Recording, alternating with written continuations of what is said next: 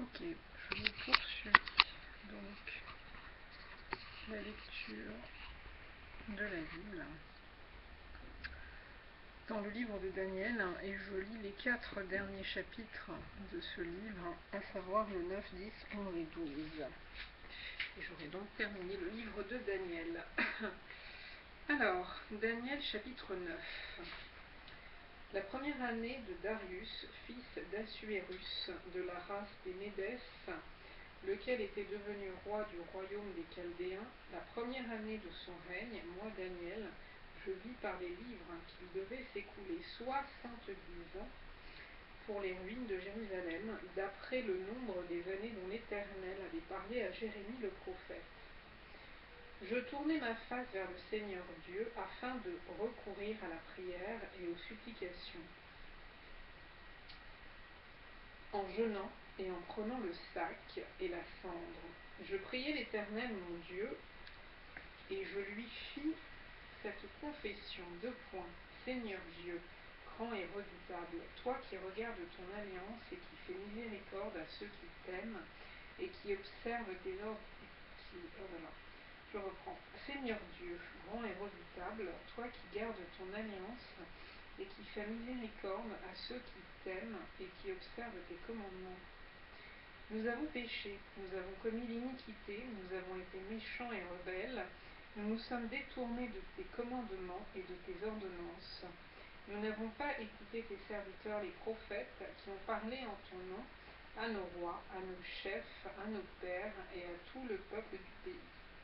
À toi, Seigneur, est la justice, et à nous la confusion de face en ce jour, aux hommes de Juda, aux habitants de Jérusalem et à tout Israël, à ceux qui sont près et à ceux qui sont loin, dans tous les pays où tu les as chassés à cause des infidélités dont ils se sont rendus coupables envers toi. Seigneur, à nous la confusion de face, à nos rois, à nos chefs et à nos pères, parce que nous avons péché contre toi. Auprès du Seigneur notre Dieu, la miséricorde et le pardon, car nous avons été rebelles envers lui. Nous n'avons pas écouté la voix de l'Éternel, notre Dieu, pour suivre ses lois qu'il avait mises devant nous par ses serviteurs les prophètes. Tout Israël a transgressé ta loi et s'est détourné pour ne pas écouter ta voix. Alors se sont répandues sur nous les malédictions et les imprécations qui sont écrites dans la loi de Moïse, serviteur de Dieu, parce que nous avons péché contre Dieu. Il a accompli les paroles qu'il avait prononcées contre nous et contre nos chefs qui nous ont gouvernés. Il a fait venir sur nous une grande calamité et il n'en est jamais arrivé sous le ciel entier une semblable à celle qui est arrivée à Jérusalem. Comme cela est écrit dans la loi de Moïse, toute cette calamité est venue sur nous, et nous n'avons pas imploré l'Éternel notre Dieu, nous ne nous sommes pas détournés de nos iniquités, nous n'avons pas été attentifs à ta vérité. L'Éternel a veillé sur cette calamité et l'a fait venir sur nous, car l'Éternel notre Dieu est juste dans toutes les choses qu'il a faites. Mais nous n'avons pas écouté sa voix, et maintenant, Seigneur notre Dieu, toi qui as fait sortir ton peuple du pays d'Égypte par ta main puissante et qui t'ait fait un nom comme il l'est aujourd'hui, nous avons péché, nous avons commis l'iniquité. Seigneur, selon ta grande miséricorde, que ta colère et ta fureur se détournent de ta ville de Jérusalem, de ta montagne sainte, car à cause de nos péchés et des iniquités de nos pères, Jérusalem et ton peuple sont en opprobre à tous ceux qui nous entourent. Maintenant donc, ô notre Dieu, écoute la prière et les supplications de ton serviteur, et pour l'amour du Seigneur, fais briller ta face sur ton sanctuaire dévasté. Mon Dieu, prête l'oreille et écoute. Ouvre les yeux et regarde nos ruines, regarde la ville sur laquelle ton nom est invoqué, car ce n'est pas à cause de notre justice que nous te présentons nos supplications, c'est à cause de tes grandes compassions. Seigneur, écoute, Seigneur, pardonne. Seigneur, sois attentif, agis et ne tarde pas, par amour pour toi, ô mon Dieu, car ton nom est invoqué sur ta ville et sur ton peuple. Je parlais encore, je priais, je confessais mon péché et le péché de mon peuple d'Israël, et je présentais mes supplications à l'Éternel, mon Dieu, en faveur de la sainte montagne de mon Dieu. Je parlais encore dans ma prière quand l'homme Gabriel, que j'avais vu précédemment dans une vision, s'approcha de moi d'un vol rapide. Au moment de l'offrande du soir, il m'instruisit et s'entretint avec moi. Il me dit, Daniel, je suis venu maintenant pour ouvrir ton intelligence. Lorsque tu as commencé à prier, la parole est sortie, et je viens pour te l'annoncer, car tu es un bien-aimé. Sois attentif à la parole et comprends la vision. 70 semaines ont été fixées sur ton peuple et sur ta ville sainte pour faire cesser les transgressions et mettre fin au péché, pour expier l'iniquité et amener la justice éternelle, pour sceller la vision et le prophète et pour oindre le Saint des saints. Sache-le donc et comprends. Depuis le moment où la parole a annoncé que Jérusalem sera rebâtie jusqu'à celui où un chef sera oint, il y a 7 semaines, dans 62 semaines, les places et les fossés seront rétablis, mais en des temps fâcheux. Après les 62 semaines, un oint sera retranché et il n'aura pas de successeur. Le peuple d'un sanctuaire et sa fin arrivera comme par dévastation. Comme par quoi? Comme par une inondation. Alors, je reprends. Le peuple d'un chef qui viendra détruira la ville et le sanctuaire, et sa fin arrivera comme par une inondation. Il est arrêté que les dévastations dureront jusqu'au terme de la guerre. Il fera une solide alliance avec plusieurs pendant une semaine, et durant la moitié de la semaine, il fera cesser le sacrifice de l'offrande. Le dévastateur commettra les choses les plus abominables jusqu'à ce que la ruine et ce qui a été résolu fondent sur le dévastateur. Chapitre 10. La 3e année de Cyrus, roi de Perse, une parole fut révélée à Daniel qu'on nommait Belchatsar. Cette parole, qui est véritable, annonce une grande calamité. Il fut attentif à cette parole et il eut l'intelligence de la vision. En ce temps-là, moi, Daniel, je fus 3 semaines dans le deuil. Je ne mangeais aucun mets délicat, il n'entra ni viande ni vin dans ma bouche, et je ne m'oignis point jusqu'à ce que les 3 semaines fussent accomplies. Le 24e jour du 1er mois, j'étais au bord du grand fleuve qui est Hidékel. Je levai les yeux, je regardais, et voici, il y avait un homme vêtu de lin, et ayant sur les reins une ceinture d'or d'Uphase. Son corps était comme de chrysolite, son visage brillait comme l'éclair, ses yeux étaient comme des flammes de feu, ses bras et ses pieds ressemblaient à de l'airain poli, et le son de sa voix était comme le bruit d'une multitude. Moi, Daniel, je vis seul la vision, et les hommes qui étaient avec moi ne la virent point, mais ils furent saisis d'une grande frayeur, et ils prirent la fuite pour se cacher. Je restai seul, et je vis cette grande vision. Les forces me manquèrent, mon visage changea de couleur, et fut décomposé, et je perdis toute vigueur. J'entendis le son de ces paroles, et comme j'entendais le son de ces paroles, je tombai frappé d'étourdissement, la face contre terre. Et voici une main me toucha, et secoua mes genoux et mes mains. Puis il me dit, Daniel, homme bien-aimé, sois attentif aux paroles que je vais te dire, et tiens-toi debout à la place où tu es, car je suis maintenant envoyé vers toi. Lorsqu'il m'eut ainsi parlé, je me tins debout en tremblant. Il me dit, Daniel, ne crains rien, car dès le premier jour où tu as eu à cœur de comprendre et de t'humilier devant ton Dieu, tes paroles ont été entendues, et c'est à cause de tes paroles que je viens. Le chef du royaume de Perse m'a résisté 21 jours, mais voici, Michaël, l'un des principaux chefs, est venu à mon secours, et je suis demeuré là auprès des rois de Perse.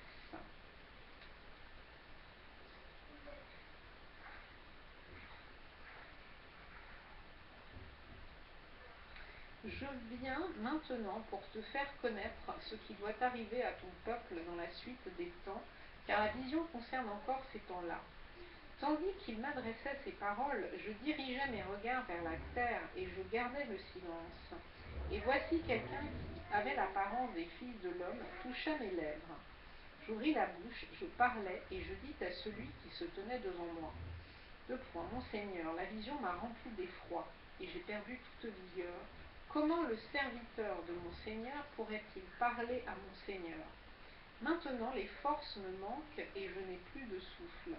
Alors celui qui avait l'apparence d'un homme me toucha de nouveau et me fortifia. Puis il me dit, ne crains rien, homme bien-aimé, que la paix soit avec toi, courage, courage. Et comme il me parlait, je repris des forces, et je dis, que mon Seigneur parle, car tu m'as fortifié. Il me dit, sais-tu pourquoi je suis venu vers toi? Maintenant je m'en retourne pour combattre le chef de la Perse, et quand je partirai, voici le chef de Javan viendra.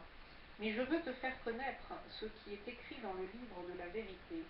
Personne ne m'aide contre ceux-là, excepté Michaël, votre chef. Chapitre 11. Et moi, la première année de Darius le Mède, j'étais auprès de lui pour l'aider et le soutenir. Maintenant, je vais te faire connaître la vérité. Voici, il y aura encore 3 rois en Perse. Le 4e amassera plus de richesses que tous les autres, et quand il sera puissant par ses richesses, il soulèvera tout contre le royaume de Javan. Mais il s'élèvera un vaillant roi qui dominera avec une grande puissance et fera ce qu'il voudra. Et lorsqu'il se sera élevé, son royaume se brisera et sera divisé vers les 4 vents des cieux. Il n'appartiendra pas à ses descendants et il ne sera pas aussi puissant qu'il était, car il sera déchiré et il passera à d'autres captifs. Le roi du Midi deviendra fort, mais un de ses chefs sera plus fort que lui et dominera. Sa domination sera puissante. Au bout de quelques années, ils s'allieront et la fille du roi du Midi viendra vers le roi du Septentrion pour rétablir la concorde. Mais elle ne conservera pas la force de son bras, et il ne résistera pas ni lui ni son bras. Elle sera livrée avec ceux qui l'auront amenée avec son père, et avec celui qui aura été son soutien dans ce temps-là. Un rejeton de ses racines s'élèvera à sa place. Je répète, un rejeton de ses racines s'élèvera à sa place. Il viendra à l'armée. Il entrera dans les forteresses du roi du Septentrion. Il en disposera à son gré et il se rendra puissant. Il enlèvera même et transportera en Égypte leurs dieux et leurs images de fonte et leurs objets précieux d'argent et d'or. Puis il restera quelques années éloigné du roi du Septentrion, et celui-ci marchera contre le royaume du roi du Midi et reviendra dans son pays. Ses fils se mettront en campagne et rassembleront une multitude nombreuse de troupes. L'un d'eux s'avancera, se répandra comme un torrent, débordera puis reviendra. Et ils pousseront les hostilités jusqu'à la forteresse du roi du Midi. Le roi du Midi s'irritera, il sortira et attaquera le roi du Septentrion. Il soulèvera une grande multitude, et les troupes du roi du Septentrion seront livrées entre ses mains. Cette multitude sera fière, et le cœur du roi s'enflera. Il fera tomber des milliers, mais il ne triomphera pas, car le roi du Septentrion reviendra et rassemblera une multitude plus nombreuse que la première. Au bout de quelque temps, de quelques années, il se mettra en marche avec une grande armée et de grandes richesses. En ce temps-là, plusieurs s'élèveront contre le roi du Midi, et des hommes violents parmi ton peuple se révolteront pour accomplir la vision. Et ils succomberont. Le roi du Septentrion s'avancera, il élèvera des terrasses et s'emparera des villes fortes. Les troupes du Midi et l'élite du roi ne résisteront pas. Elles manqueront de force pour résister. Celui qui marchera contre lui fera ce qu'il voudra, et personne ne lui résistera. Il s'arrêtera dans le plus beau des pays, exterminant ce qui tombera sous sa main. Il se proposera d'arriver avec toutes les forces de son royaume et de conclure la paix avec le roi du Midi. Il lui donnera sa fille pour femme dans l'intention d'amener sa ruine. Mais cela n'aura pas lieu et ne lui réussira pas. Il tournera ses vues du côté des villes et il en prendra plusieurs. Mais un chef mettra fin à l'opprobre. qu'il voulait lui attirer et le fera retomber sur lui. Il se dirigera ensuite vers les forteresses de son pays et il chancellera. Il tombera et on ne le trouvera plus.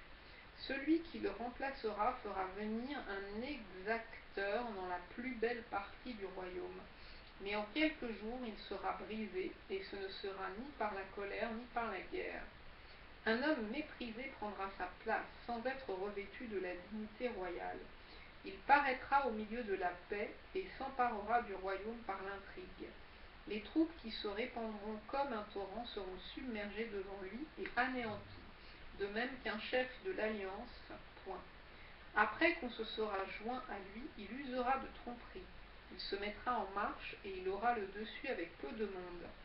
Il entrera au sein de la paix dans les lieux les plus fertiles de la province. Il fera ce que n'avaient pas fait ses pères, ni les pères de ses pères. Il distribuera le butin, les dépouilles et les richesses. Il formera des projets contre les forteresses, et cela pendant un certain temps. À la tête d'une grande armée, il emploiera sa force et son ardeur contre le roi du Midi. Et le roi du Midi s'engagera dans la guerre avec une armée nombreuse et très puissante. Mais il ne résistera pas, car on méditera contre lui de mauvais desseins. Ceux qui mangeront des mets de sa table causeront sa perte. Ses troupes se répandront comme un torrent, et les morts tomberont en grand nombre. Les deux rois chercheront en leur cœur à faire le mal, et à la même table ils parleront avec fausseté. Mais cela ne réussira pas, car la fin n'arrivera qu'au temps marqué. Il retournera dans son pays avec de grandes richesses. Il sera dans son cœur hostile à l'alliance sainte. Il agira contre elle, puis retournera dans son pays. À une époque fixée, il marchera de nouveau contre le Midi, mais cette dernière fois, les choses ne se passeront pas comme précédemment. Des navires de Kittim s'avanceront contre lui. Découragé, il rebroussera chemin. Et furieux contre l'alliance sainte, il ne restera pas inactif. À son retour, il portera ses regards sur ceux qui auront abandonné l'alliance sainte. Des troupes se présenteront sur son ordre. Elles profaneront le sanctuaire, la forteresse. Elles feront cesser le sacrifice perpétuel et dresseront l'abomination du dévastateur.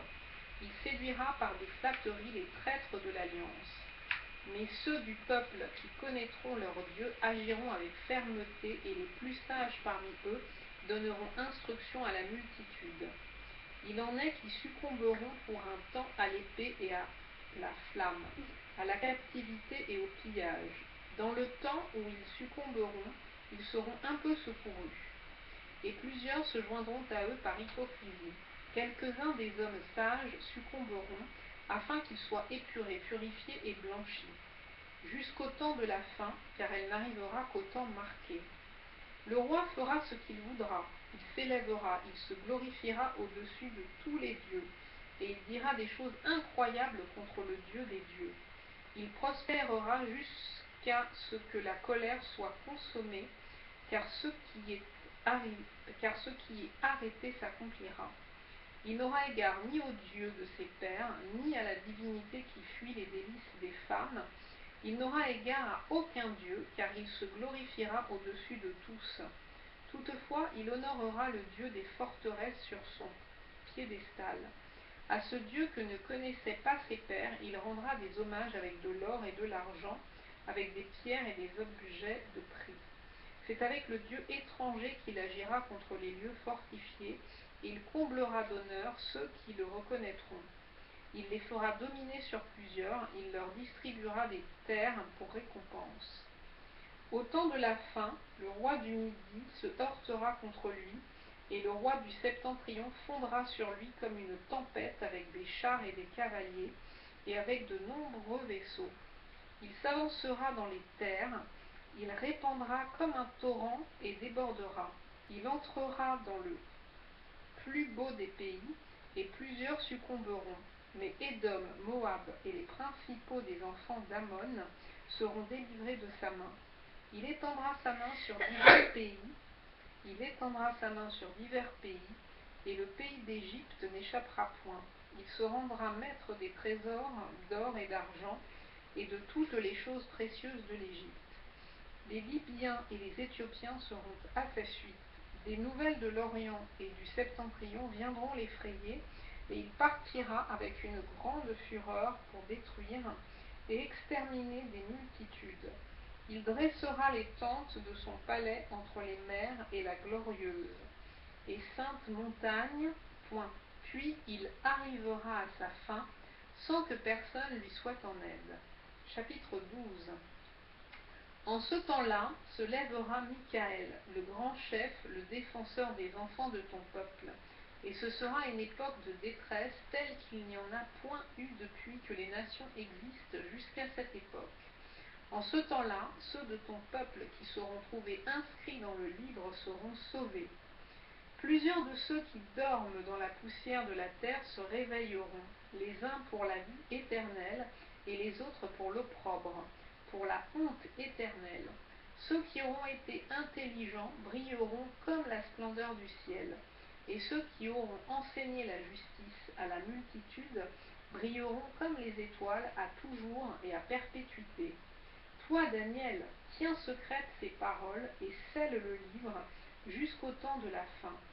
Plusieurs alors le liront, et la connaissance augmentera. Et moi, Daniel, je regardais, et voici deux autres hommes se tenaient debout, l'un en deçà du bord du fleuve, et l'autre au-delà du bord du fleuve.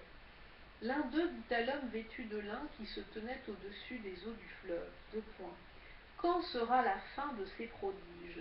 Et j'entendis l'homme vêtu de lin qui se tenait au-dessus des eaux du fleuve. Il leva vers les cieux sa main droite et sa main gauche, et il jura par celui qui vit éternellement que ce sera dans un temps, des temps et la moitié d'un temps, et que toutes ces choses finiront quand la force du peuple saint sera entièrement brisée. J'entendis, mais je ne compris pas. J'entendis plutôt, j'entendis, je répète, mais je ne compris pas. Et je dis, mon Seigneur, quelle sera l'issue de ces choses? Il répondit, va, Daniel, car ces paroles seront tenues secrètes et scellées jusqu'au temps de la fin. Plusieurs seront purifiés, blanchis et épurés. Les méchants feront le mal, et aucun des méchants ne comprendra. Mais ceux qui auront de l'intelligence comprendront. Depuis le temps où cessera le sacrifice perpétuel et où sera dressée l'abomination du dévastateur, il y aura 1290 jours. Heureusement, celui qui attendra et qui arrivera jusqu'à 1335 jours. Je répète, heureux celui qui attendra et qui arrivera jusqu'à 1335 jours. Et toi, marche vers ta fin, tu te reposeras et tu seras debout pour ton héritage à la fin des jours. Voici, j'ai donc terminé avec le livre de Daniel et je passerai demain au livre de Osée qui contient 14 chapitres. Donc 6 x 4, non, donc 4 x 3, 12, 13, 14, 3, 3, 4. Donc en 3-4 jours, j'aurai fini.